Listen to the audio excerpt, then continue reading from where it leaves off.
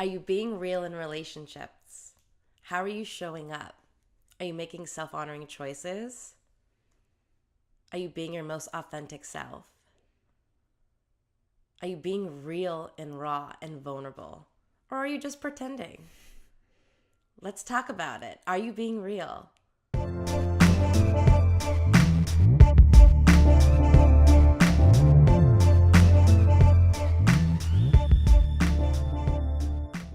Josefina, as the Pussy Priestess, is there a theme song? Is there a pussy voice that I should be aware of? Well, we do play Like a Virgin from Madonna in Pussy Church, which is a fun, but there's not a particular anthem. It's just having a voice and being a voice. That's what it's all about. I want to hear some fun, wild Josefina isms. Ooh, okay, wild Josefina isms. Yeah. Let's see.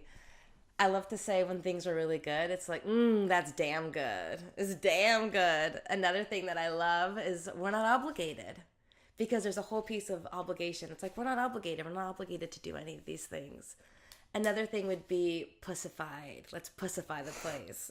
Let's get it juicy. Let's get it pussified, which means beautiful and Okay. wet. And how do you do that?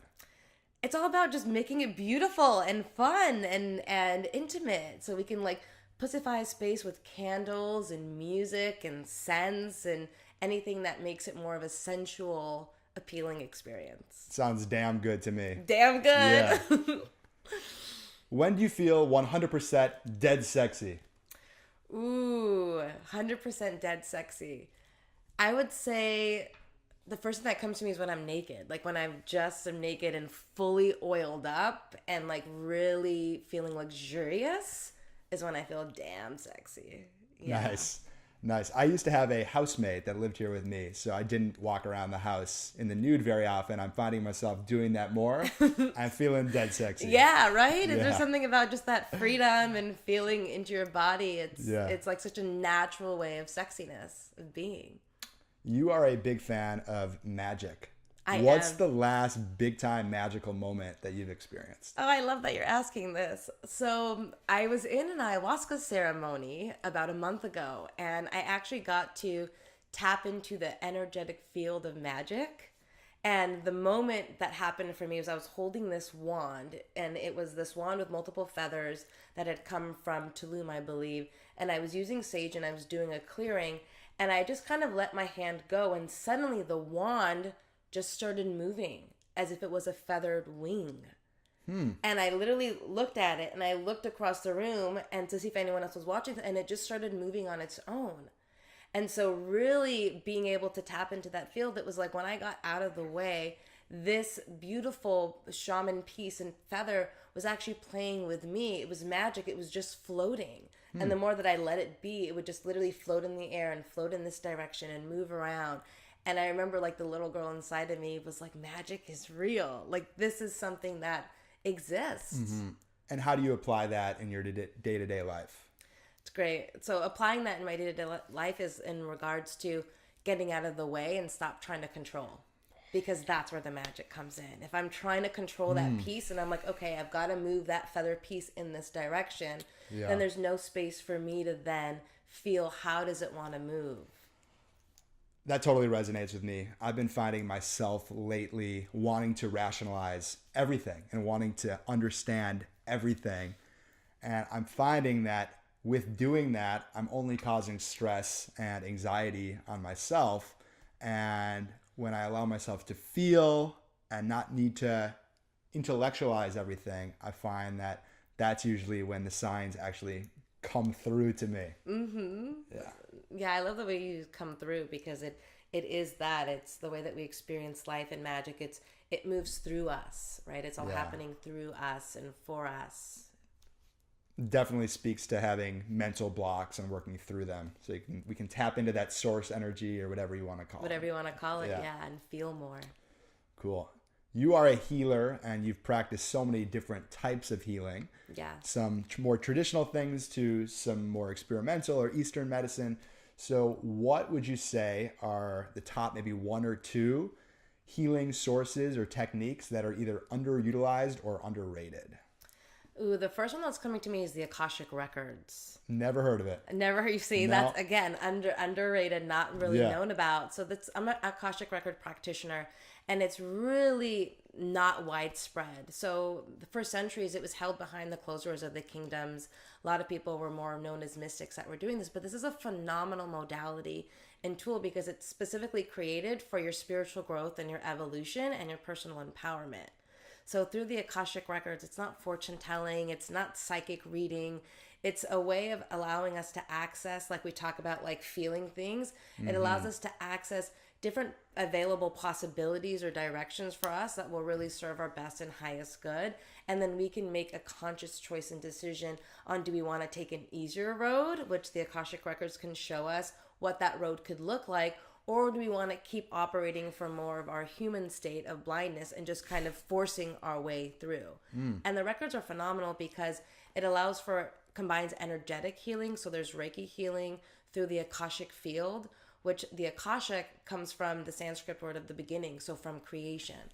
So all things come from creation. And in multiple religious texts, we talk about the book, like it is written in the book of life, or it has come from the book, or in multiple religions, it's always referencing some type of source book. And so the Akashic Records is actually that book.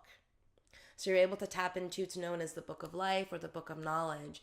And the reason why it's important is because when we're able to ask for guidance, we all have an energetic blueprint inside of us. Whether we believe in reincarnation or not, we're born, and we're born with these energetic signatures. And we have an opportunity to actually hit those higher vibrational, or let's say the high vibes of those frequencies. And the Akashic Records allows us to understand what those potentials are that are existing inside of ourselves, to better navigate that, so we can really stand from a place of full authentic empowerment. So I love the records. So fascinating. I have so many follow-up questions to that. I want to get into the energetic blueprint later in the episode because I'm fascinated to learn more about that. I also haven't heard about that before. Yeah.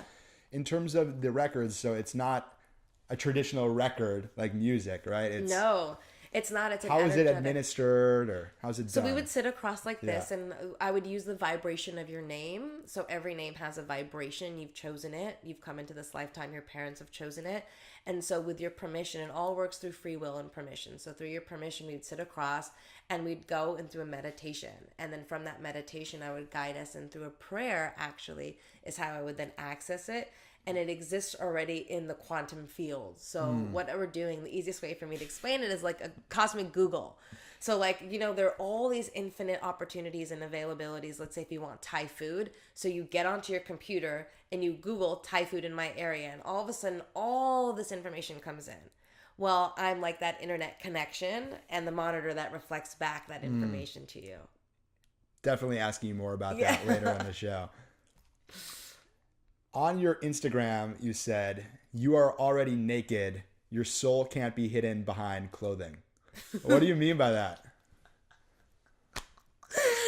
Oh my gosh, you went on my Instagram. Oh, you know I did. I've got more than that too. Oh my goodness. Okay. So, well, I mean, that's a very beautiful and loaded question, which is, So I asked it. Which is, well, the thing is, we are naked, right? If we're operating from a place of vulnerability and authenticity, then we're being real and we're being raw, and therefore our soul is exposed, and that's a part of being naked. So even when you're wearing clothes, it's like, okay, I've got clothes on, but the way that we're sharing here, like, you're seeing me naked in my essence.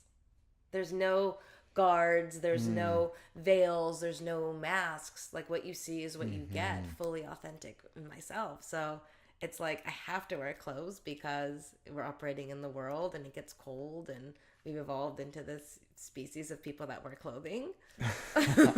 Indeed. I like it. It's a fun, sexy outlet. And to me, we all want to be seen, but I think we hide behind our clothes and our jobs and the different masks that we wear. So yeah, and I like that analogy. The cars that we wear and the titles or the communities that we run in, and it's like this over-identification of, really masking who we are based in these social scenes or communities. And it's like when you can just really stand there vulnerable and naked in the world of like, here I am, take it or leave it. You can see all the parts of me. It requires a really deep level of self-love and acceptance. Definitely. Yeah. Definitely. What are you afraid of? Ooh, I'm afraid. Well, so I was afraid of snakes, and I just conquered that fear. Congratulations. Thank you. I was totally terrified. Totally terrified. And now, what am I afraid of? It's a really great question because nothing as far as like heavy fears coming into place. I feel like a lot of the work that I've done with plant medicine has helped me really see that life beyond, there's so much beauty beyond death. And so before I'd be really afraid of like dying or drowning or all those things. And all of the work that I've been doing on myself, it slowly helped me come into a deeper place of love versus fear. So it's honestly, it's hard for me to answer that in this moment authentically. I'll come back to that Yeah, one. come back to it. Yeah.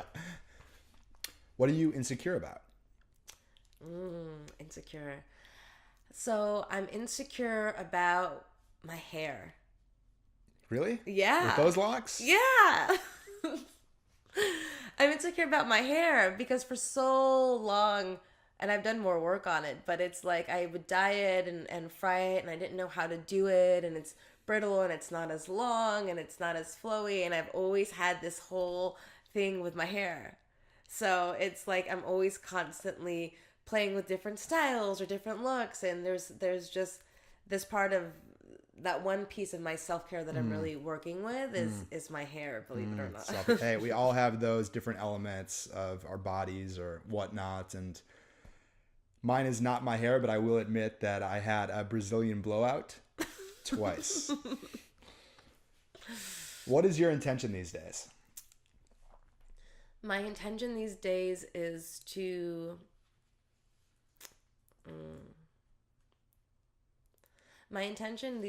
really spread wisdom and truth through the work that I've been doing, and really to give a voice to those who don't have a voice. And my intention is to create social change.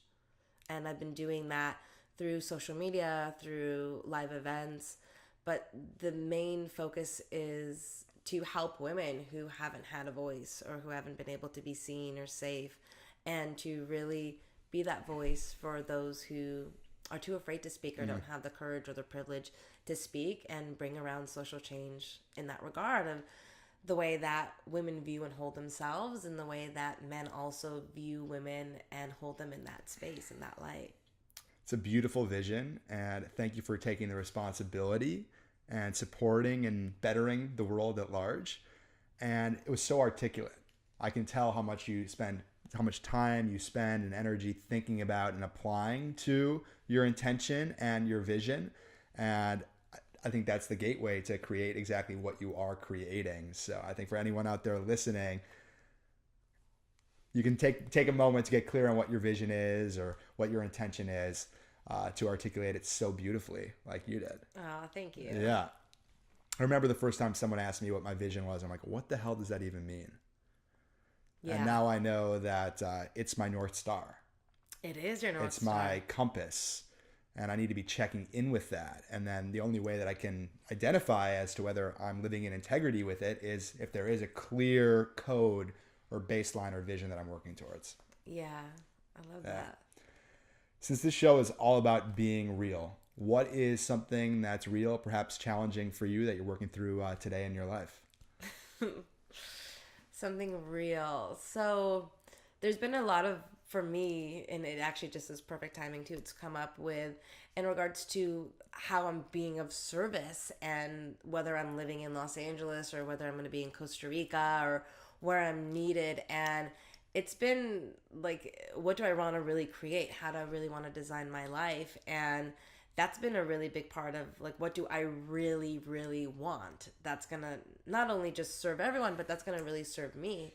Mm-hmm. And that's been a challenge because there's like judgments that come up around like the shoulds. Like, well, I should stay here because like I'm needed in my hometown and there's so much that I can do here. And then there's a part that's like, yeah, but a part of my soul really wants to go, to Costa Rica and live in Costa Rica. and be in that place and just disconnect from that. And so it's been this internal challenge that I've been really facing in regards to what do I really want for myself that's going to light me up, because when I'm lit up, I can truly be of service. And when I'm in that constant place of doubt or wondering of how to share my gifts or what's going to go on, then I'm not benefiting myself and everyone else. And that's been a struggle. I mean, I've been working with that for the last 2 months, really feeling into what I want to do. And what's so interesting was like a whole curveball that got thrown into the mix. I just got an email before I got here because I decided to go to Costa Rica. I was like, okay, I'm going to go to Costa Rica and I'm going to go and live there potentially for a year. And it's a big change. And then I just got the curveball of like, well, now we've decided we don't have enough funding. And now the whole offer is off the table. So then I'm like, oh my God, okay. So I just went through all of that, which is beautiful because there's growth and my evolution. And I got to get really clear on what do I want. And then I'm sitting with it and it's like, shit. So then that means like, okay, now all of what I was creating, it's like, now I've got to reorient myself on how do I want to do this now, given where I am here. So it's like, I'm constantly navigating the curveballs that get thrown to me. It's like really, really letting go of personal preference, because that's been something for me. It's like so many personal preferences, and personal preferences in my experience, I'll just speak for myself. It's like they can really get in the way. It's like, I want to do this, I want to do that, and my personal preference. And now that I've made those preferences and I've decided to go there, it's like the universe, God, however you want to call it, is like, well, thanks for that choice, and here we go. It's like there was a saying that's like, you wanna make God laugh, make plans. Make a plan, and God will laugh at you, because there's a whole other plan that's there. And that's been something of like navigating, making plans and being proactive, and then also like surrendering. Yeah, acceptance. I hear that in all sense of the words. Like keeping space open for the magic to unfold, and then if we don't get something that, if it doesn't go our way, accept it, and then find the learning. Yeah. Ask how this is happening for me, not to me. Yeah. Beautiful. Thank you for your share. The last question of this not so rapid fire round. This show is called The One and Only. There's 7 billion people, but only one of each of us. What makes you the one and only? Because I'm the Pussy Priestess. There's only one Pussy Priestess that exists out there. Welcome to the show, the one and only Josefina Bashout. It is a pleasure to have you here. Honored to have you on the show. So for everyone listening, I met Josefina probably a few months ago. Not that long ago. Yeah. And you instantly captured my attention. You have so much joy. I can just tell how free you are, because I'm like, who is that? Thank you. And you're really, truly as beautiful on the inside and out. And as I've learned more about your story and hung out with you more, I just continue to respect you more and more. So I'm thrilled to get mic'd up and also videoed up. Is that even a word? But thrilled to have you on the show today. So for everybody listening, Josefina is the Pussy Priestess, the co-founder of the Pussy Church and Divinely Potent Pussy program. And you're focused on supporting women in their health, body, mind, and spirit. And you've had quite the story and journey yourself, overcoming cancer and sexual abuse. You've been through a lot, and you have a very inspiring story of how you embraced that pain and worked through it and healed yourself. You've got such an incredible background in so many different forms of healing and medicine, from mindfulness to yoga to tantra, shamanic healing, etc. Yeah, thank you. Yeah, doing amazing work. And I know that you spent a lot of years chasing the love and the joy, whether it's through partying or other means, and looking within has been that magic formula for you. So I want to get to know you better. So tell us more about you. I'm curious to know what you think about most and how you see the world. Thank you for that beautiful introduction, and just, yeah, thank you. I'm so grateful to be here and to be a part of this, and it's been so nice meeting you and just getting to know you more and more. I think you have such a beautiful energy and radiance, and I love what you're doing. Thank you. So I just wanted to give some honoring there as well, holding the space. And yeah, so I mean, born and raised here in Los Angeles. I have a really big family, and what I want to talk about just in this moment is like being born into a Middle Eastern family, right? And being first generation here has been such a gift, such a big gift. And it's also been a really big reasoning of why I do the work that I'm doing. Because a lot of women in the Middle East don't have a voice, and they're not able to say the word pussy. They're not able to be expressed. Like, they will be stoned to death. There's no way that they could even be embodied. And for me, it's I really think about and have so much gratitude consistently of what it is to be born an American citizen, and what it is to be a privilege to be born a woman and to have a voice and to be supported through all of my community and my friends and my family here.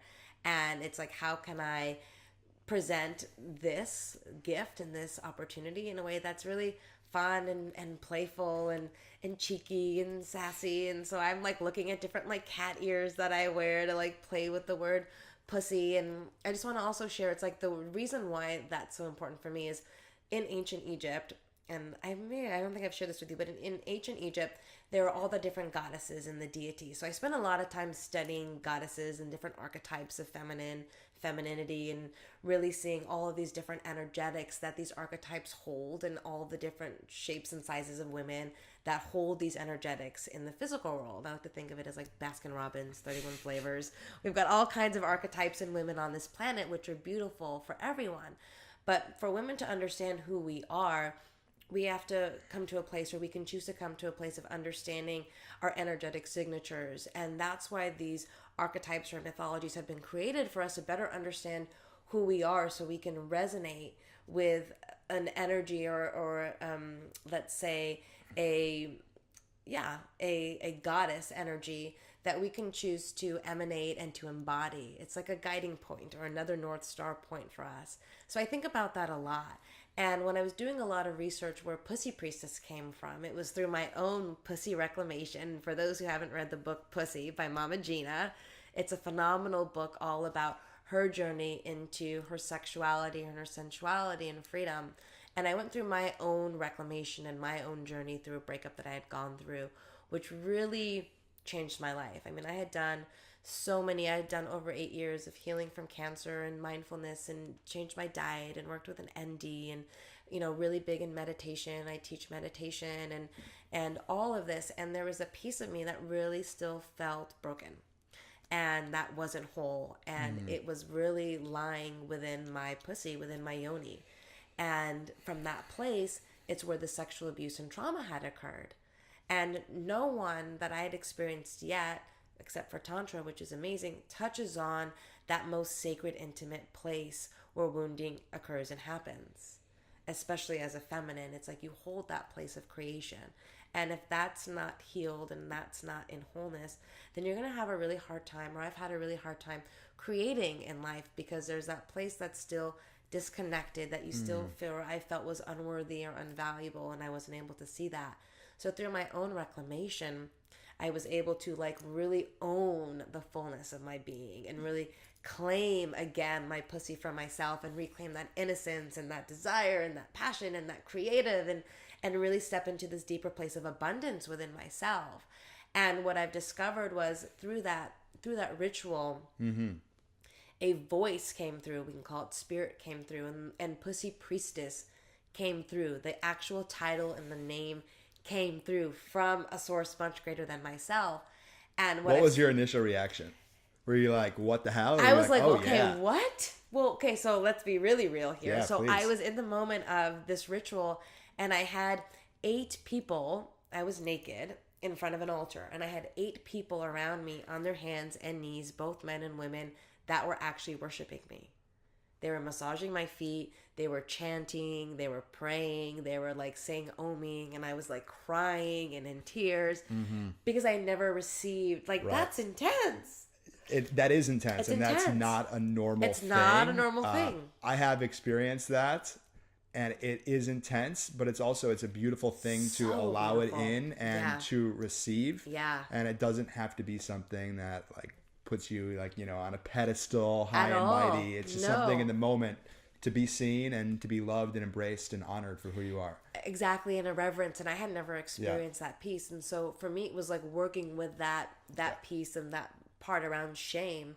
And for me it was this really big piece with like the abundance and sexuality, with like, let's go into either prostitution, or we'll go into, when I was younger I was molested and I was thrown $5 at. So it's like, for me that was a really big piece with, okay, healing value with my body, healing my sensuality, and not having it be something dirty or shameful or negative. And for me, through that healing process, again, not to be on a pedestal, it just was in a place of really receiving so much more love and honor. I had all of, like, was put in a positioning of having to receive, which was beautiful. And from that place is when then that voice came through, and I was sitting there like receiving all of this and breathing, and a friend of mine was like, just keep breathing and receive it. Just keep breathing and receive it. And I did breathe it, and I received it, and it was a very clear messaging. And I actually saw an image of the Mother Mary come forward. And then I was realizing like, wow, this is something that's divinely guided, truly divinely guided. And then I started channeling and opened up to this energy of a goddess, which I thought was an Egyptian goddess, was Sekhmet, which was a cat goddess, because I was seeing cats. When I did research, I discovered that pussy actually comes from the word passion. And if we look up passion in ancient Egypt, there's a cat goddess, or a pussy priestess, known as Bast or Bastet, who is the goddess of passion, of celebration, of sexuality, of sensuality, and dance. And she's in all black and gold, and she's a priestess, and she would be in the healing space for women to really allow that place in celebration with community. So then that started opening up a whole other understanding of my lineage, and doing even more work into that. And then I've discovered like, wow, that's only one energetic archetype. So I've been doing a lot of studying with all of the different archetypes of the different goddesses and the energies, and I've really created from that place like my program around that, around the the yoni triangle or the pussy triangle, and the different legs of that, of which we as women in our wholeness encompass, which is the goddess of sexuality, of sensuality, of dance, of celebration, but then also the mother energy of the caregiver, and really being Mother Mary, and really understanding that, Mary Magdalene and Mother Mary, one was a slut and one was a saint. Really, there's no separation. They're whole and they're one. And so I've been doing so much work around that with women and myself of my own journey. So that's what's been like a huge, huge focus of time. It's awesome. And I look at that, and it's a great way to stretch oneself, to look at whether it's deities or idolic figures, or even to look at each other. Yeah. And to really learn from each other. Like, what do I find the most attractive thing about you? Your joy, your freedom. And I have that within me as well. And it's a great reminder when I see you to be joyful and to be free. So I think that that's a beautiful reminder in the monotony of life, and with all the noise, it's very easy to just look at our own doubts and insecurities and say to ourselves, that's just the way that I am. And we have so many amazing mirrors around us to look at, to learn from, whether it's symbolic, historic figures, or each other. Yeah, I love that. Yeah. My question for you is, what were you like before? And how did you see the world before this life-shifting experience? So I've always been, like, from a young age, I would be running around barefoot and was very gypsy-like and was really free and expressed. And from that moment, it's like I feel like I've gone back to that. But in that in-between time, I was very protected and very guarded. And I was very much, I found myself like dropping more into my masculine versus my feminine for a place of fear and protection. And from that place, it was, very much like I became a tomboy. Like I was hanging with the boys and climbing trees. And, when that place of transition happened from being really free and wild as a gypsy, and I went through the molestation that had occurred for my evolution, I really became protected of myself and guarded. And from that place was always feeling like people were trying to get something from me, or that I wasn't safe. And I actually attracted that into my life and my experience. Tell us more about that. Yeah. So I actually attracted that in. So from that place, I ended up attracting guys that would like come up and pull up in their cars and like stop me in the middle of the road and like try to get me to get in their car, which was just, as a kid, it's like, that's crazy. You're in middle school. I attracted someone coming out of a apartment complex, and they grabbed me and tried to abduct me at gunpoint. Like, all of these things occurred because then I was so in that place of fear and contraction that I attracted all that into my experience to just further feed that belief system that I'm not safe. So then I would get really tough, and then I got really angry. And so for a lot of time, I was really closed off. I was really angry. I would pick fights with people. I didn't know how to process my emotions. I was shut down. My sexuality and sensuality was like shamed and hushed hush. I couldn't really speak about it and didn't have any outlet or expression. And it would be more behind like closed doors. Like one of the first people I played was with a girl, and that was more of like, okay, this is like secretive and that's safe. And so part of me actually didn't really want to engage with men because of all of the things that I had experienced. And so for me, women were safer in that context. Understandable. Yeah. And then from that place, I ended up getting into this beautiful long-term relationship at the end of high school with a man who was more soft. Like he was way in his feminine. He had like, I mean, hair longer than like really long hair, and he would sing and he would dance, and it was just, it felt really yummy and safe. And then I got to explore. And before that, I would be operating more from a place of masculinity and of like dominance. And I would use, and I'm gonna be honest, like I would use men as toys. Like I absolutely would use them to my benefit. Because there would be like that level of detachment of like, you're not going to get something from me. If anything, I'm going to be the one on top and rule things. And that was this big place of, domination and not processing any of what has happened in the healing context. And that had to shift quickly in regards to when I developed cervical cancer, which was a physical manifestation of unprocessed the disease and trauma that had gone on in my body. I had to really shift and really practice taking care of myself and receiving help from the outside. And yeah. What were you telling yourself at that time about whether yourself or the world? Yeah, I was really telling myself such hard. I mean, I would speak to myself so harshly of, you're not beautiful, you're broken, people are better than you. I would always go into judgment and comparison. I would also, at one point, would really be in a place of, like, I did not accept myself. The fact that I had dark skin and my sisters had lighter skin and I got made fun of, it was like, you're the black sheep. Your dark skin is not beautiful. You're not desired. And it would be something where someone will pick someone over me. Someone's always better than you. You're like, I can't get it. I can't get what I want. So I have to fight for what I want and get everyone out of my way to get there. And it was a really, like, my inner critic was really running wild. And the way that I viewed the world, like from the inside, looking out from that lens, was looking for where love is not. So I was always constantly looking, where does love not exist here?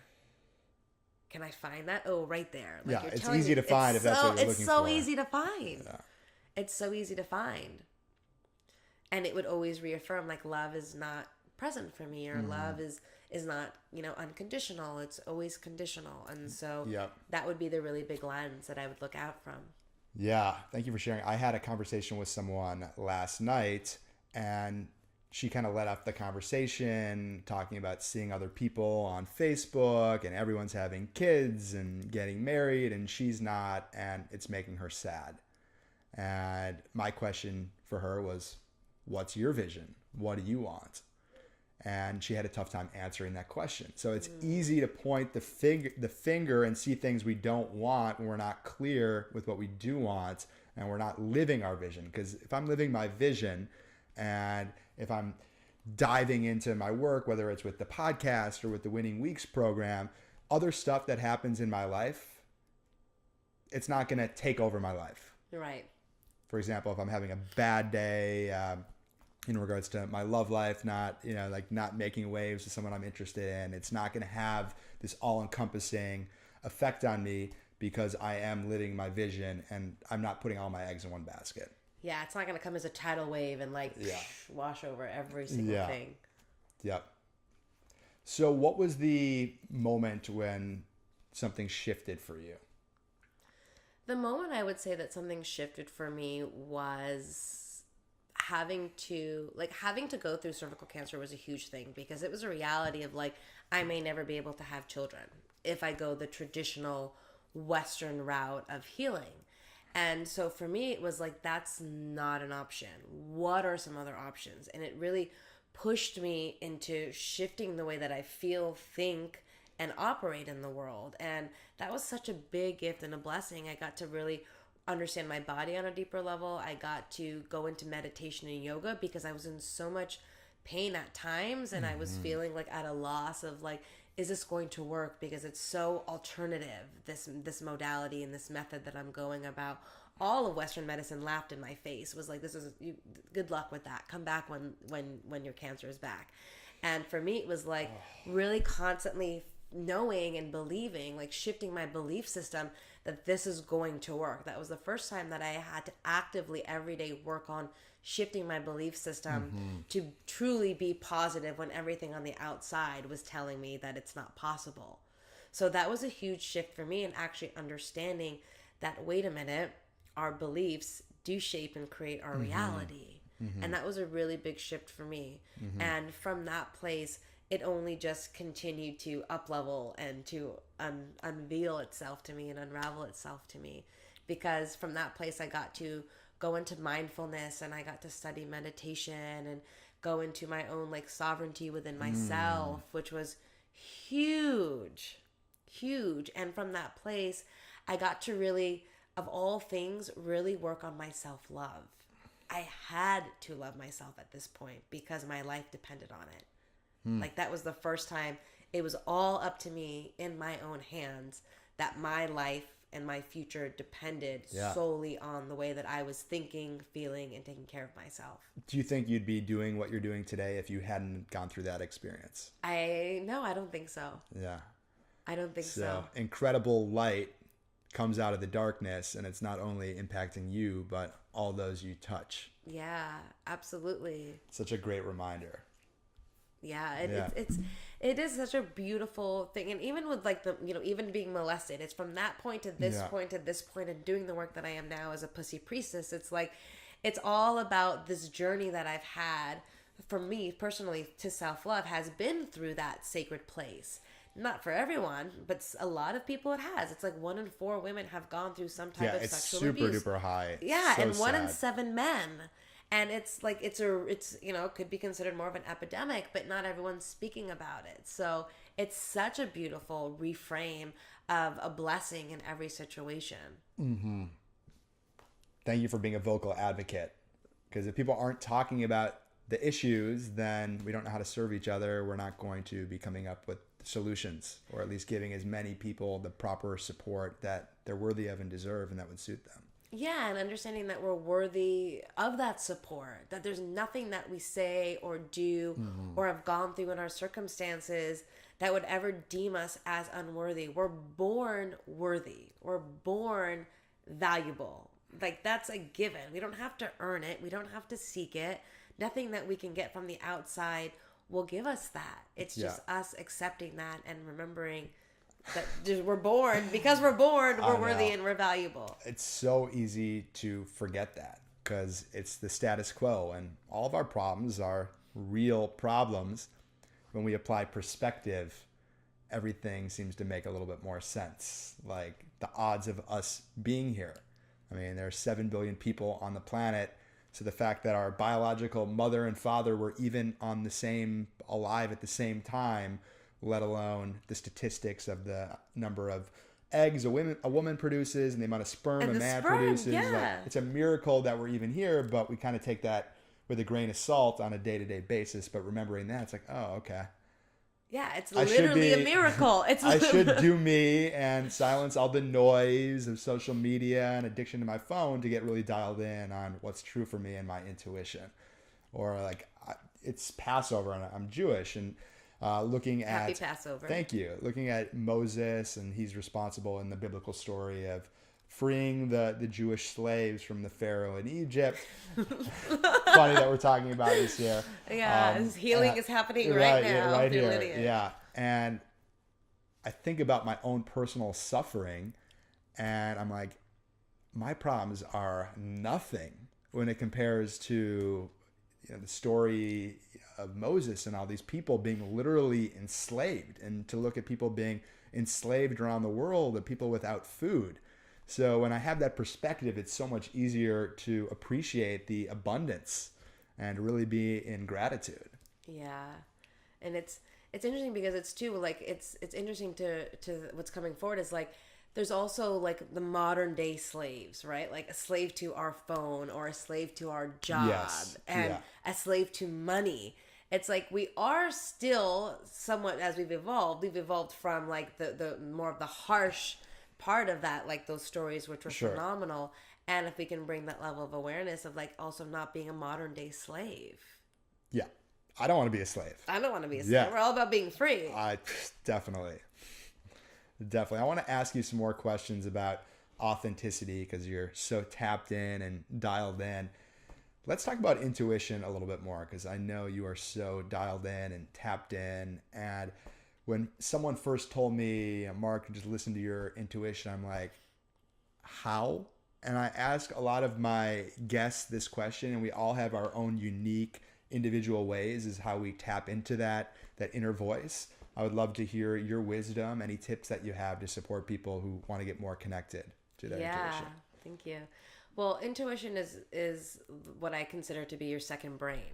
So we've got our brain, which is in our head, but then our intuition exists like deep within our gut. So it's like that gut knowing. It's in our second chakra, like our sacral chakra.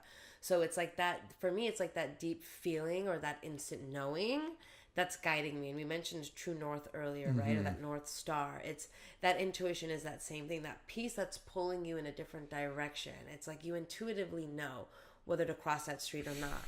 But then we just brush it off and then we'll cross over it. So it's like there's a part where we all innately have this deep intuition, but we can strengthen it by choosing to trust it. So if you hear a little voice that says, call someone, and you're like, oh, whatever, that person just popped in. It's like, if we don't act on it, then we're not going to ever know that that's really our intuition that's guiding us. And then that's how we're able to strengthen it. And so for me, it's like, I feel like my intuition is my superpower, because if I intuitively feel something, I may not logically know it, but intuition is more of a feeling. Like, at least in my experience, it's like I can feel this way. I feel this is happening, even though logically my mind may say, no, everything is fine, right? But I feel like something is going on out there. I will choose to act on that feeling and explore that feeling, like an experiment, right? So for anyone that's looking to deepen their level of connection to their intimacy, I would say experiment with it, play with it. Like, there's nothing to lose. So run an experiment for 30 days, maybe, if you really want to tap in, and just go with what that opposite of your mind is saying. But if you intuitively feel like something's going on here, try to just explore that, trust it. Maybe there's something going on outside, or there's a little mini fire that you just caught on outside, but if you didn't listen to your intuition, you wouldn't have caught it, and the whole place could have caught down on fire.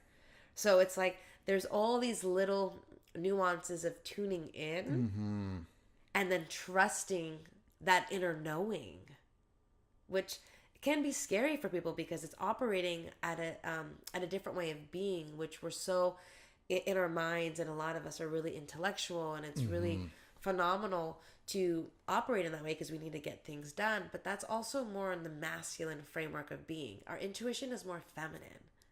And so there's a part of like trying it's more feminine, right? It requires feeling, and it requires a new way of being and acting. Thank you for sharing. It's something I'm definitely very focused and attuned to. And a few years ago, I was so conscious of my lack of consciousness of just trying to please everybody and doing whatever I perceived I was supposed to do or to say in any given moment, and belittling that voice in my head and that curiosity, which created this whole cloud above me. Yeah. I didn't know what I wanted. Struggled getting words out because I didn't want to say the wrong thing. I didn't know the right thing. And what I've learned with the podcast is to be present and to trust myself. Yeah, it's a big And one. that I find that if I have an idea, to go with it.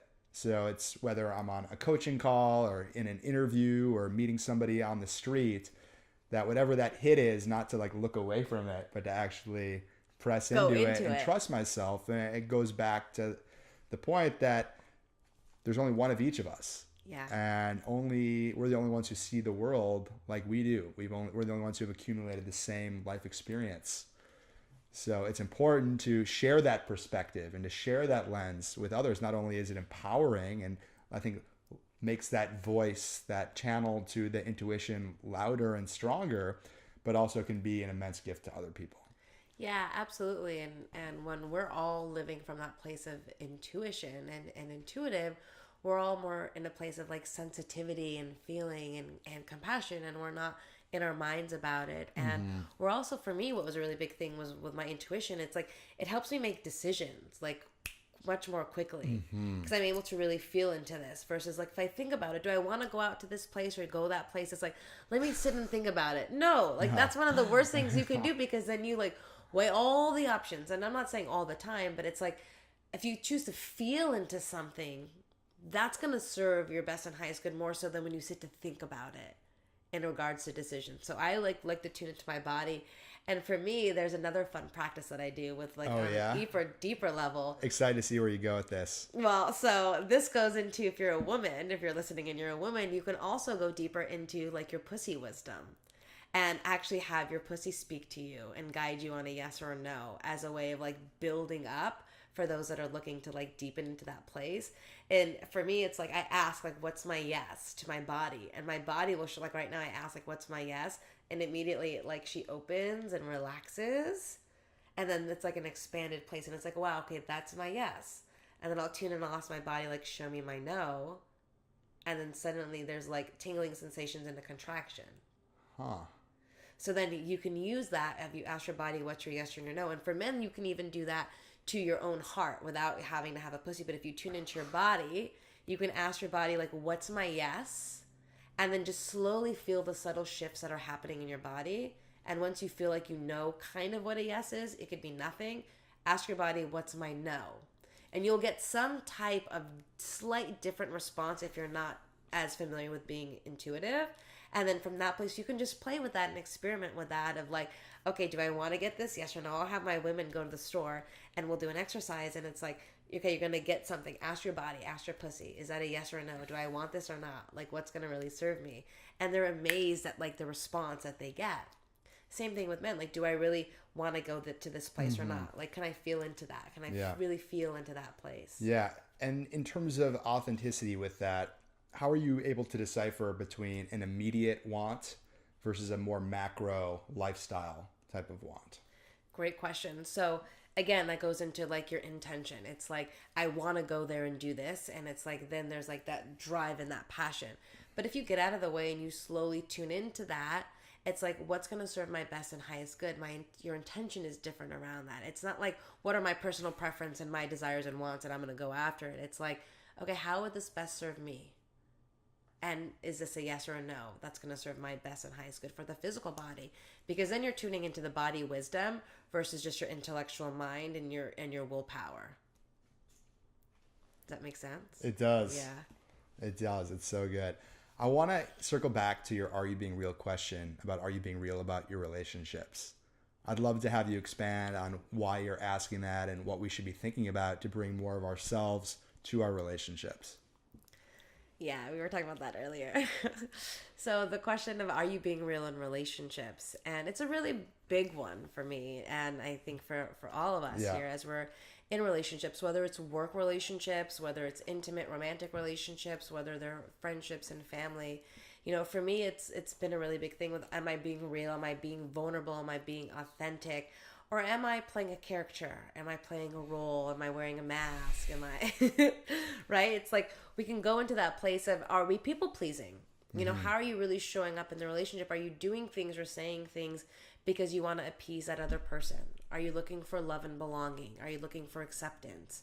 Versus, how would you show up if you were really yourself and none of that stuff mattered? Would you be worried that this person would still love you or like you, or that they wouldn't want to be in a relationship with you? Is that more important than you fully being your authentic self? Because we're in a whole world, not every single person will love you or like you in that context. But do you really want to gain it at the cost of your own self-worth and identity and your own happiness? Because that's what's the most important thing for me, is like happiness. So how are we being in our relationships? Are we really being real? And I'll speak to myself as like in relationships that I've been in, I haven't been real in all my relationships. There's an programming that I've gone through with seeing my mother and having that Middle Eastern mindset of like, when the man comes home, it's like, have the house clean and do all the dishes and make everything happen and be clean and organized. And I found myself running that, cultural program. And it's like I'm doing something, or I'm in the middle of work, and all of a sudden it's like I have this inkling of like, oh, my partner's going to be home. Shit, okay, the dishes are going on. Like, the house is kind of a mess. Let me like get up and like clean the house and do the dishes and organize. And I actually have a scar from one of the days when I was doing dishes and I did not want to be doing dishes. I was not being real about it. I was doing what I thought I needed to do, and I was really bothered. I was like, oh, I really want to be doing my work, but let me just do these dishes so he's happy. And it's nothing that they put on me at all. Again, this is all my own stuff. So I'm like doing the dishes, and then it literally shatters in my hand. And then I realize, wow, this is not what I want to be doing. And this is a huge lesson of like, why am I doing this? This is not really what I want to be doing. This is not my highest excitement. I can do this later. I can still do what it is that I need to do or want to do for myself in this moment, and really make a self-honoring choice. So that goes into, are we being real in relationships? Are we making self-honoring choices moment by moment that really serve us? And not from a place of ego, but from a place of, because what serves your best and highest good is going to serve everybody. Definitely. What comes up for me in that is having a really equal 50-50 in terms of giving and receiving. I go with 100 and 100. You do? Yeah. I like that better. Yeah. Thank you for that. Why stop at 50? Like 100 and 100. Yeah, I find myself sometimes being so empathetic that I put my interests and needs off to the side to try to be so understanding of the other person and to serve them to a T. And that actually, if I'm only focused on that, that's going to impact the entire energetic dynamic. Yeah. So it's a great reminder for me to, in certain relationships or at certain points in relationships, to make sure that I'm standing in my wants and my needs and my desires, as well as serving. Yeah, and that's a really big piece too, and I love that you mentioned that, because it goes into personal responsibility. Because then if what we're doing is, if we're putting aside all of that in order to be empathetic or be compassionate or always be there for that other person, then they may not even be aware that we're doing that. And then when we want them to be there for us because we've abandoned ourselves to a certain extent, we've abandoned our needs and our desires, and then they're not showing up for us in the way that we want them to help us, it's like there's no one that's there that's responsible for that besides ourselves. It's personal responsibility and accountability. And then also you start to change who you are, which is what attracted that person to you and you to them in the first place. Therefore, the dynamics start to shift and to change. And it's like they're not with you, or you weren't attracted to them because you just abandoned all the things to help them. They like you because you're strong in what you stand for and what you believe in, and the time that you take for yourself to get your desires met and to make all your needs met, and the same for them. And the moment that we put all that aside and they become our like centered goal or desire, we can be left feeling unfulfilled, and we can go into old patterns and seeking things outside of ourselves to help fill that or to uplift. And honestly, like, we can become needy in that aspect as well, because then we're not really being our most authentic selves and taking care of ourselves. We're than focused on the other person, when there's a beautiful thing where I always have a mirror that's angled pointing back at me, because every time now I want to go out and like take care of everything for everyone else, it's like, no, look at the mirror and come back into myself, because everyone has their own inner resources to figure it out. If they come to me and they ask me, of course, but I'm no longer in a position where I want to just throw everything aside because I know that I can help that person. Because then that goes into a place of disempowering. And that's another thing that I've been mindful about, of like empowering your partner versus disempowering your partner. Absolutely. What's coming up for me in that is I lead with giving and service and trusting that since that's my intention, that I don't need to prove it to myself, and I don't need to over give myself away. If there's, someone who needs support and I've got other priorities for myself for the day, I don't have to drop everything to go and support that person, even though in a way I want them to like me. I know it makes me feel good when I'm in service to others. And when I remind myself I'm doing plenty of things in service to others, and I'm going to get around to that when it feels in alignment for me. Yeah. Or not. Yeah. And giving yourself the permission, the permission for that, because you are doing a lot of things. We always are, and we're always doing the best that we can in every given moment. And there's that piece of like, we can easily slip into just that self-abandonment. It's like, that's like that little tricky snake that gets in there, is like that self-abandonment piece. Yeah, it's like either self-abandonment or getting into the self-sabotage, thoughts that aren't serving me, bad habits and patterns, picking my nails, not being conscious about the food I'm putting in my body, and it always comes back to bite me in the ass every time. But that's also you abandoning who you truly are to go back into like old systems or escapisms. Sure. Yeah. I want to ask you about the energetic blueprint. Okay. I'd love to hear you expand more on that, because I've never heard those two words said in tandem. Oh, yeah. Beautiful. So through the Akashic Records, we all have our own energetic blueprint. Yeah. So the way that I like to explain is like, we know construction, and we know that there's a house, and we know that there's a blueprint for a home, and then you design your life, or let me go back before I go to life. You design your home based on that blueprint. So the same thing happens with us as souls. We have our own energetic soul blueprint, specifically, like you said, what makes us special. There's only one of us on this planet. So we each have our own energetic blueprint. And just like we all have our own fingerprints, those fingerprints that are unique to us is the exact same thing as our soul's blueprint, which is what we've come here to live into and to create our life around. And when we can access our blueprint, we can understand more so, what am I here to do? Like, what's my actual purpose? Because that's in your blueprint. So imagine how your life would shift if you knew what your true purpose was, versus just being and operating in a daily job because you're just operating from that place. Imagine if you knew energetically why you felt or thought certain things based on, let's say, signatures from your karma of a past life. Then you'd understand, okay, I'm working through these things. So it's like we all come into this lifetime with our certain spiritual curriculums, and it's all embedded into our soul's journey. So understanding the soul's journey essentially gives us a map to creating the life we want, with this level of awareness around, okay, I understand myself more. How can I now design and create my life from this more empowered place? And every design is different. I work with someone who's in Canada. She actually can feel into your blueprint, and she can actually see it as like a tribal writings. And so I've actually had mine drawn out and created. And what it does is it recalibrates you energetically into your most authentic self, and just activates and helps clear away any lingering thoughts or energies that aren't serving you. And with that, it's really big, because you get to focus on like the highest vibration of those blueprints. So if you're designing and you're like, okay, I have this space, I know that my kitchen, let's say in construction, can only be this space for now, but I see that there's extra room here, which means like I can evolve in this space, but there's a wall that I've created.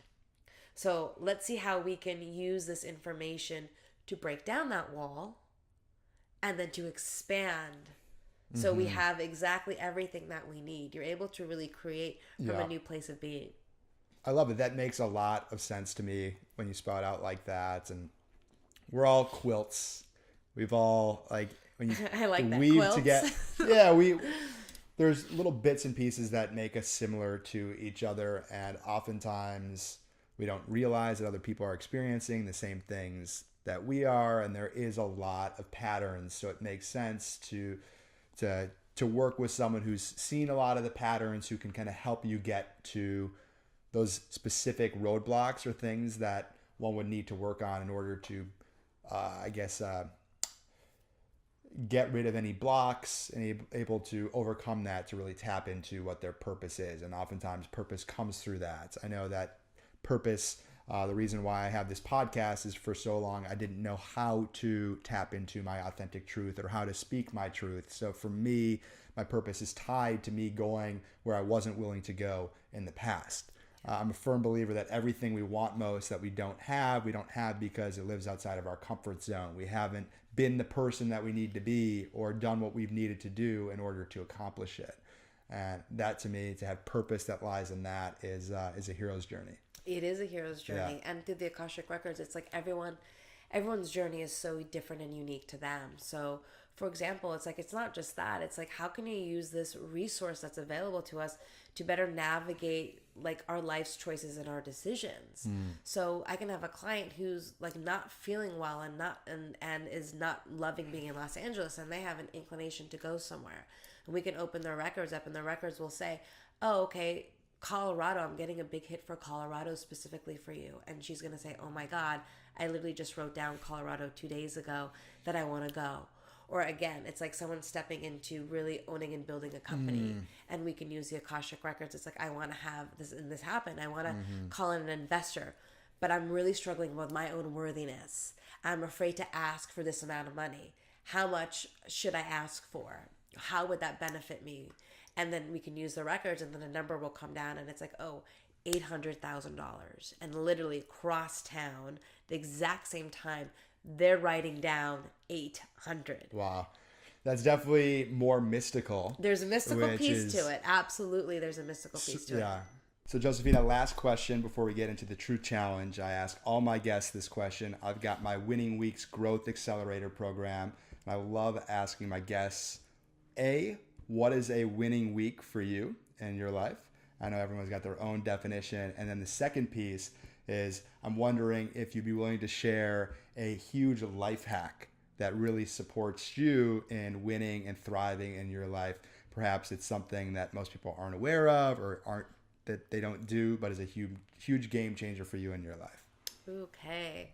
So a winning week for me would be, let me really feel into that one here, because there's so many things that can make a week winning for me. I would say a winning week for me includes spending a lot of time with myself and creation. So a winning week is like when I've really had this ample amount of time to be in creation mode and to be in communion with myself and with my thoughts, and really, creating an impact in the world. So that week, as long as I'm giving out to the world and I'm spreading my message and I'm creating that social change, I'm winning.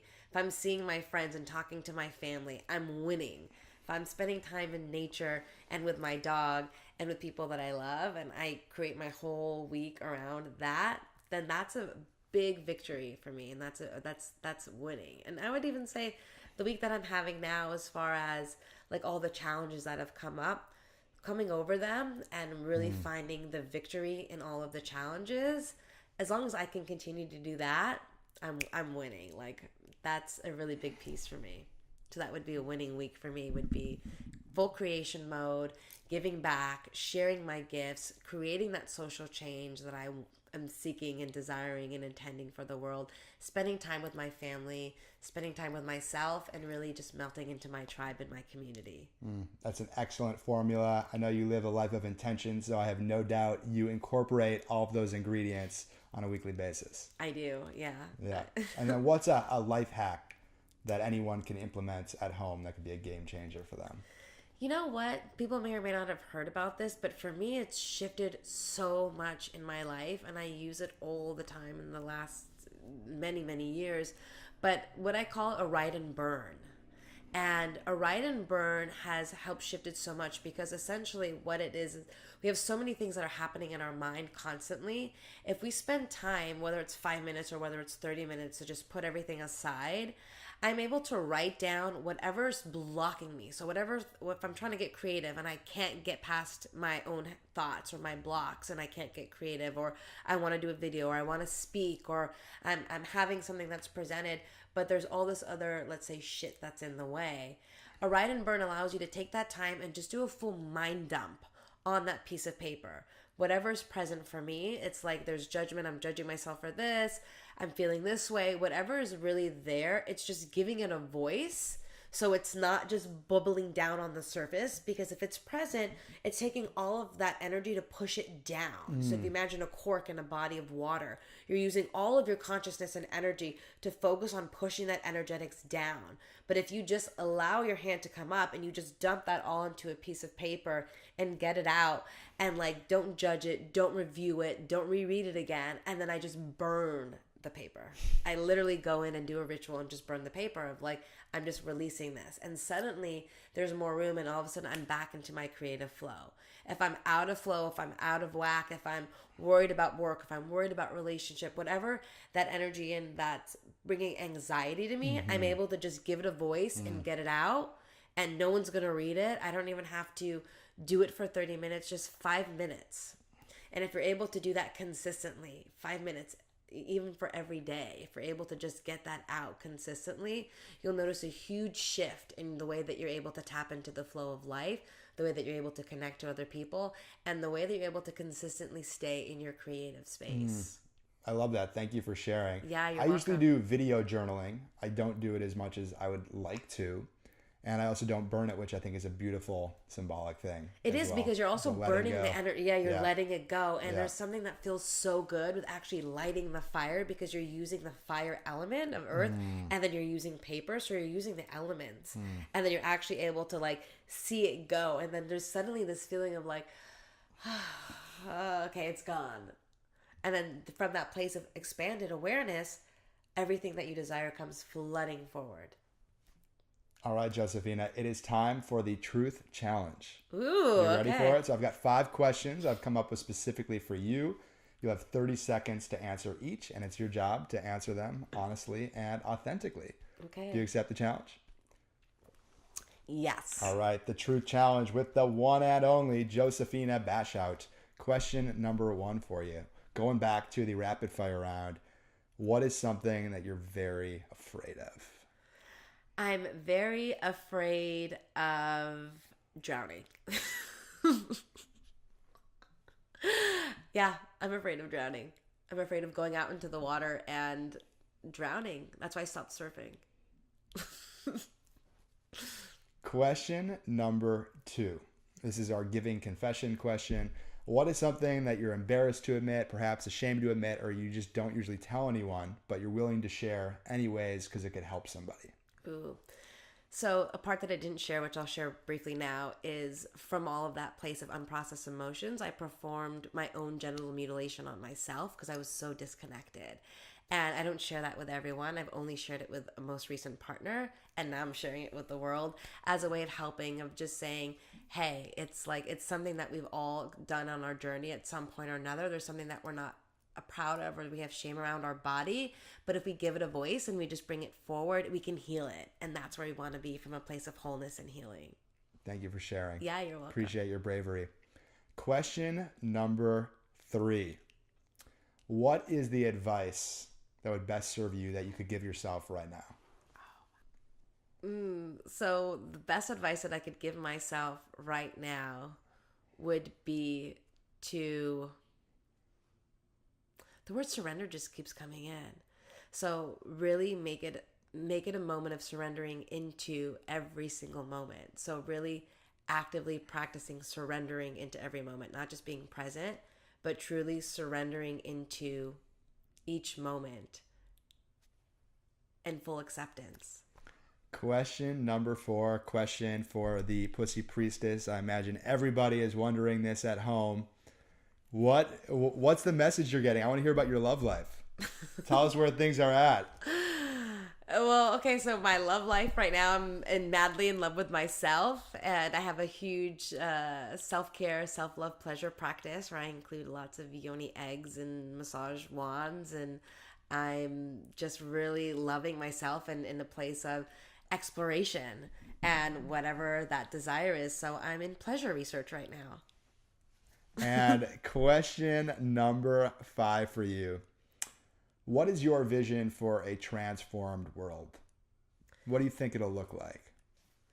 I think it will look like, I pray that it will look like harmony between men and women and the balance of the masculine and feminine energy, and where it's not male dominated and it's not female dominated, but where we're both equally loving, supporting, honoring, and in reverence of each other as extensions of ourselves and as full equals, and where men will no longer be chasing pussy in the context for gain, but to where they're holding it in regards, because it's always on their mind. It's one of the top 3 things that men think about all the time, and then women are closed off. So it's like, if we can all get into a place of like owning, loving, honoring, playing, exploring, respecting, then that vision for life would be full harmony and expression.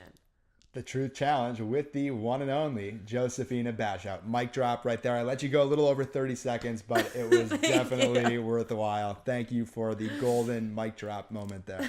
Thanks. Yeah, and thank you for your bravery and sharing so openly and honestly here, especially in regards to your Giving Confessions answer. Is there anything you want to add to that? I know you lit up a little bit when talking about your self-love practice, some things you're trying out. So anything you want to add to that could potentially be inspiring for somebody who's listening?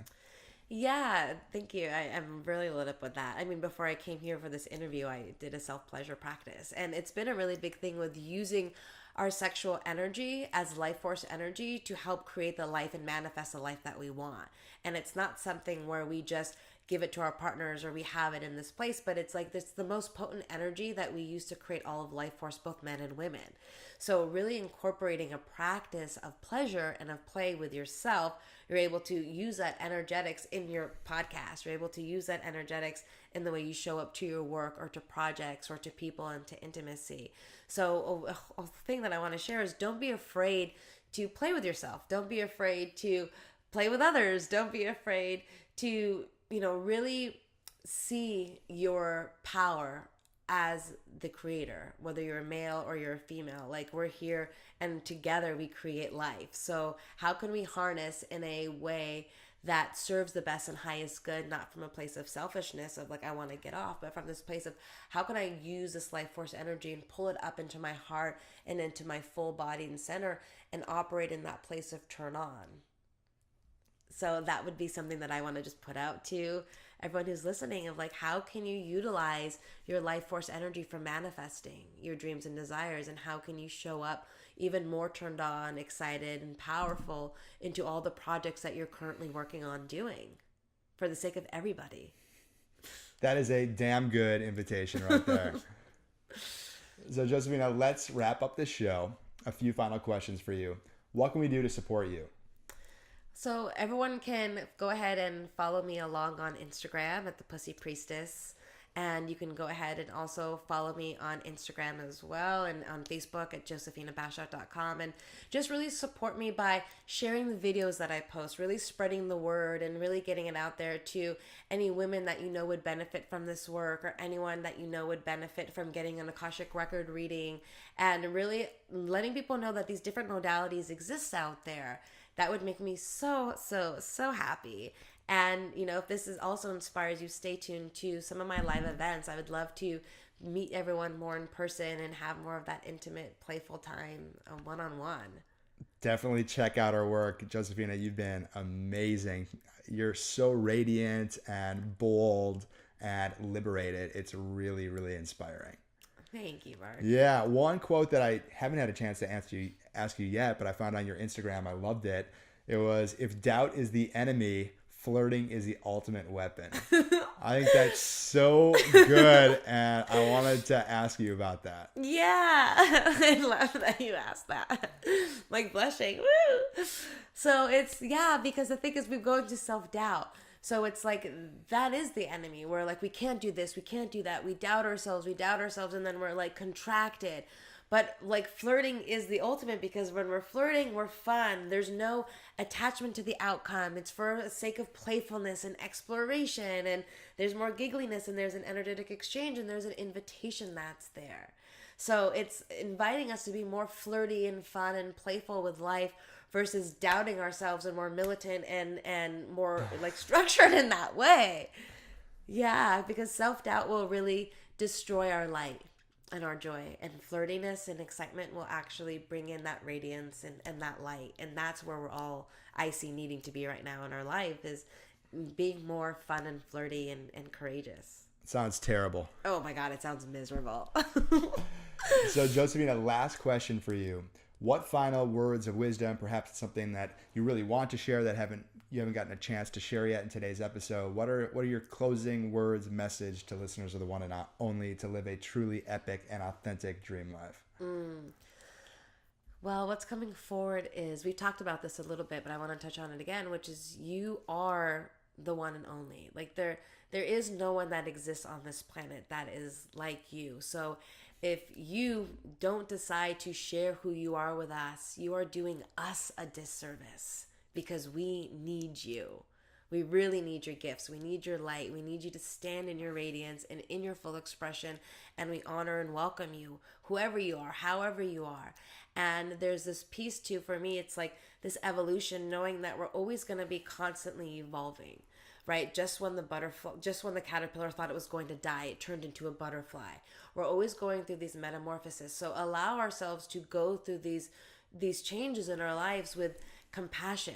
Not that something is ending, but be excited that something is beginning and something is starting. And if we can really use that and integrate that into our lives, we can see how much more joy and more magic comes into our life and into our experience. So I'd like to share that with everyone, as like just the final words of remembering, like, we're all butterflies that then also die and then become caterpillars, and then go from caterpillars back into the butterfly.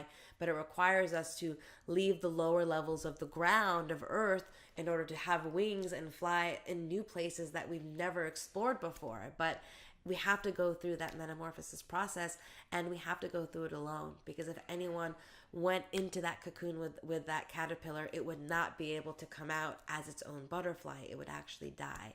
So know that there are certain times when you are being called for your soul's evolution and in this journey to go through certain things on your own, and you're never really alone. It just may seem that way.